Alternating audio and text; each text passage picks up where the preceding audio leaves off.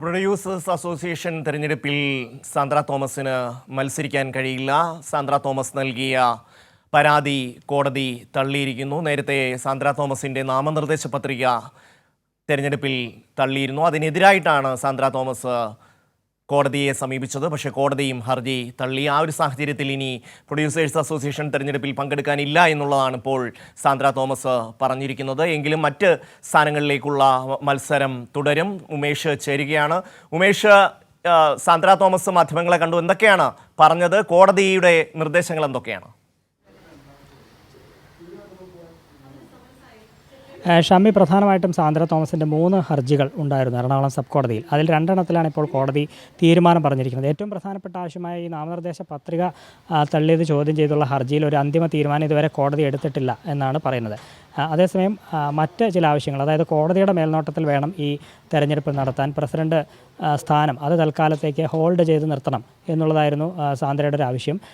ഒപ്പം വരണാധികാരിയുടെ നിയമനം തന്നെ ചോദ്യം ചെയ്തിട്ട് മറ്റൊരു ഹർജി കൂടി സമർപ്പിച്ചിരുന്നു. ഇങ്ങനെ ഉള്ള മറ്റ് ആവശ്യങ്ങളാണ് ഇപ്പോൾ കോടതി തള്ളിയിരിക്കുന്നത്. അതായത് വരണാധികാരിയുടെ നിയമനം, അതായത് ഇങ്ങനെയൊരു വരണാധികാരിയുടെ നേതൃത്വത്തിലല്ല സാധാരണഗതിയിൽ പ്രൊഡ്യൂസേഴ്സ് അസോസിയേഷൻ തെരഞ്ഞെടുപ്പ് നടത്താറുള്ളത്. അതുകൊണ്ട് ഇത്തവണ ഇങ്ങനെ ഒരു വരണാധികാരിയെ നിയമിച്ച് തെരഞ്ഞെടുപ്പ് നടത്തുന്നത് ശരിയായ നടപടിയല്ല. അത് തടയണം, കോടതിയുടെ മേൽനോട്ടത്തിൽ നേരിട്ട് നടത്തണം എന്നുള്ളതായിരുന്നു ആവശ്യം. ആ ആവശ്യം ഇപ്പോൾ എറണാകുളം സബ് കോടതി അംഗീകരിച്ചിട്ടില്ല. ഒപ്പം ഈ പ്രസിഡന്റ് സ്ഥാനത്തേക്ക് നാമനിർദ്ദേശ പത്രിക സമർപ്പിച്ചത് ചോദ്യം ചെയ്ത് മറ്റൊരു ഹർജിയുണ്ട്. അതുകൊണ്ട് തൽക്കാലം ഈ പ്രസിഡന്റ് സ്ഥാനം ഒഴിച്ചിട്ട് വേണം മത്സരം നടത്താൻ എന്ന് രണ്ടാമതൊരു ആവശ്യം കൂടി ഉന്നയിച്ചിരുന്നു. അതും കോടതി ഇപ്പോൾ അംഗീകരിച്ചിട്ടില്ല. ഈ 2 ഹർജികളാണ് തള്ളിയിട്ടുള്ളത്. മൂന്നാമത്തെ പ്രധാനപ്പെട്ട ഹർജിയായി നാമനിർദ്ദേശ പത്രിക തള്ളിയതിനെതിരായുള്ള ഹർജി, അത് പിന്നീടായിരിക്കും സബ് കോടതി അതിലൊരു തീരുമാനം പറയുക. നിലവിൽ ഈ 2 ആവശ്യത്തിന്മേൽ കോടതിയിൽ നിന്ന് അനുകൂലമല്ലാത്ത വിധി, പ്രതികൂല വിധിയാണ് ഉണ്ടായതെങ്കിലും അതൊരു തിരിച്ചടിയായി കാണുന്നില്ല എന്നുള്ളത് തന്നെയാണ് സാന്ദ്ര തോമസ് ഇപ്പോൾ വ്യക്തമാക്കിയത്. ഇതൊരു പോരാട്ടമാണ്. ആ പോരാട്ടത്തിൻ്റെ ഭാഗമായി ജയവും തോൽവിയും ഒക്കെ ഉണ്ടാകാം.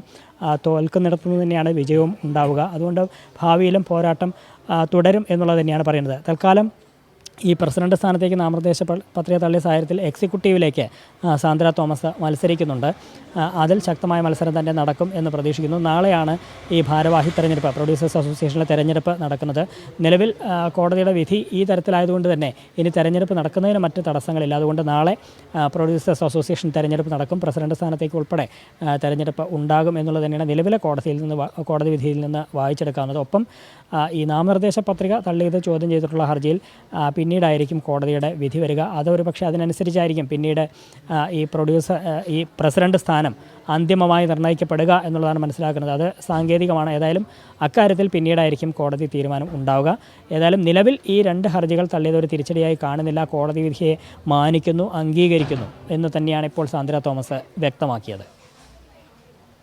പ്രൊഡ്യൂസേഴ്സ് അസോസിയേഷൻ തെരഞ്ഞെടുപ്പിൽ മത്സരിക്കാൻ സാന്ദ്ര തോമസിന് കഴിയില്ല. ഹർജി കോടതി തള്ളിയിരിക്കുന്നു. ഉമേഷാണ് വിവരങ്ങൾ നൽകിയത്.